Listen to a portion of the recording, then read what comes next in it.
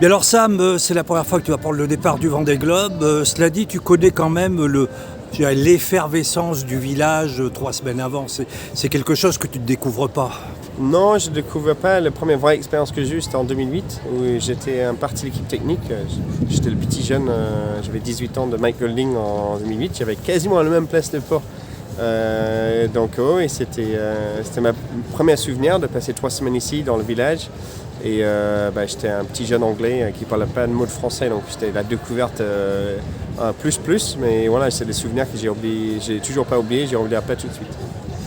Alors, donc tu découvres ça par contre en tant que skipper, surtout qu'en 2020 il n'y avait quasiment pas eu de public ou très peu au début à cause du Covid. Alors est-ce que c'est différent, est-ce que c'est impressionnant? Pour l'instant, non. J'essaie d'en profiter surtout parce que je me rends compte de l'énergie, le temps que ça a pris d'être là. En fait, ça ne s'est pas arrivé facilement, ça m'a pris du temps. Et pour l'instant, je sens hyper bien entouré. On a une super équipe chez TR avec une expérience extraordinaire. C'est ma première Vendée Globe, mais il y a un paquet ici où c'est pas leur première. Donc ça, c'est rassurant. Et puis, sur un bateau comme ça, préparé dans la manière dans laquelle c'était préparé par l'équipe, ça rassure pas mal. Alors, tu es arrivé ici, convoyage en même temps que Thomas. Alors, comment s'est passé ce convoyage? Oui, c'était un convoyage assez tranquille. On a fait des naves avec pas mal de vent en septembre-octobre et on a fait le convoyage jusqu'ici avec mer plate, 10-15 nœuds. Donc, c'était très bien. On a fait le dernier vérification avec l'équipe. On a sorti des voiles. On a fait 2-3 essais, mais vraiment, on est dans le détail à ce moment-là. Donc, ça s'est passé comme prévu. On n'a pas eu de soucis. On est arrivé avec pas beaucoup de vent pour la manœuvre de port et pas beaucoup d'houle. Donc voilà, c'était fluide comme on a espéré.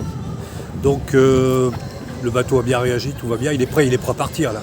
Oui, il est prêt à partir. Là, ils sont vraiment dans le détail, l'équipe. C'est l'équipement qu'on prend d'abord en échange, les outillages, etc., des détails comme ça. On n'est vraiment pas sur le sujet important, donc c'était l'objectif.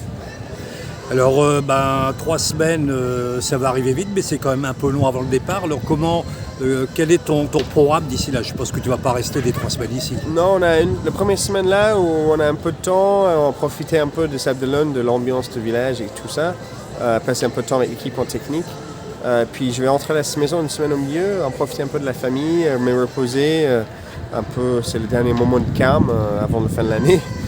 Et puis on revient pour la dernière semaine où c'est vraiment un tunnel jusqu'au Vendée Globe. Donc voilà, c'est en 3 semaines, 3 parties.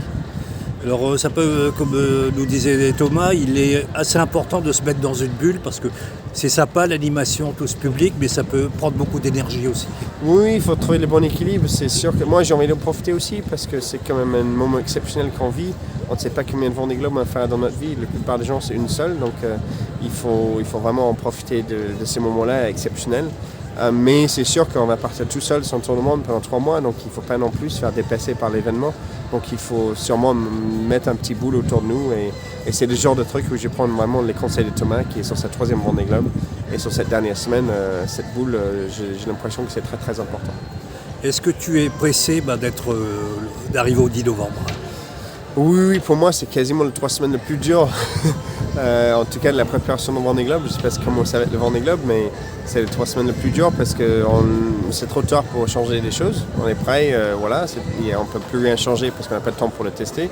Mais on n'est pas encore dans l'action de faire le Vendée Globe. Donc c'est vraiment les 3 semaines où il faut trouver cet équilibre de ne pas trop se prendre la tête, pas trop stresser et quand même être prêt dans 3 semaines.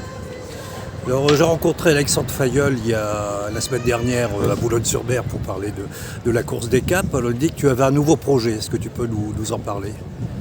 Moi personnellement? Oui.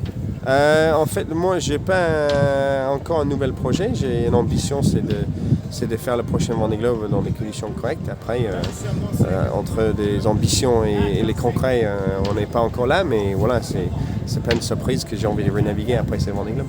Donc tu aimerais éventuellement participer à la course des Caps qui va faire le tour des îles britanniques. Donc tu es directement concerné. Oui, si je pouvais participer au Tour des Caps, ce serait génial. Après, j'en ai fait ça par la passé, de passer les 3 semaines avant le régate, de réfléchir à qu'est-ce que je fais après, c'est quoi l'année prochaine. Là, j'ai fait un effort assez concret de ne pas faire ça à nouveau parce que c'était pas hyper agréable. Et voilà, donc on verra ce qui se passe après. Là, j'en profite de ce Vendée Globe avec l'équipe, avec la famille. On verra ce qui se passe l'année prochaine. Mais c'est sûr que faire un tour des Britanniques en équipage sur l'IMOCA, ça me brancherait bien.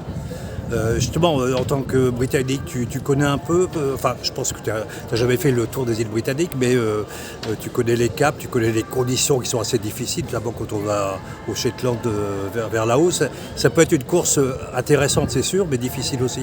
Ouais, j'en ai fait le parcours au moins 2 fois, le tour des îles Britanniques, une fois dans un sens et une fois dans l'autre sens. Donc je les connais plutôt bien, et puis après on a eu d'autres courses comme les Ocean Race l'année prochaine où on a passé tout par le nord et l'ouest de l'Écosse.